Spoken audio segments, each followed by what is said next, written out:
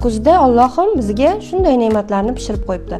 Qarangki, virus, bakteriya, infeksiyalarni o'ldirishda bulardan ortiq ne'mat bo'lmasa kerak. Masalan, oq chesnokni olib, uni tozalab, qatiqqa yoki sutga solib, biroz qaynatib yoki qatiqqa to'g'rab ichilsa, ichakdagi bakteriyalar, infeksiyalar o'ladi hamda bolalardagi parazitlarga qiron keltiradi. Oq piyoz avji kuzda pishadi va buni ichidagi antioksidantlar ichaklardagi parazitlarni, oshqozon yallig'lanishini hamda tushayotgan viruslardan bizni davolashga sabab bo'ladi. Qatiq esa Alloh yaratgan eng zo'r mo'jizalardan.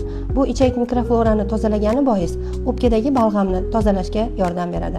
Qatiq va sut, oq piyoz hamda chesnok to'g'rab ichilsa, ichaklarga va viruslarga qiron keltiradi. Kuz faslida o'pka hamda yo'g'on ichak zararlanishi mumkin va ular uchun Allohim oq ne'matlarni bizga pishirib yetkazib qo'yibdi.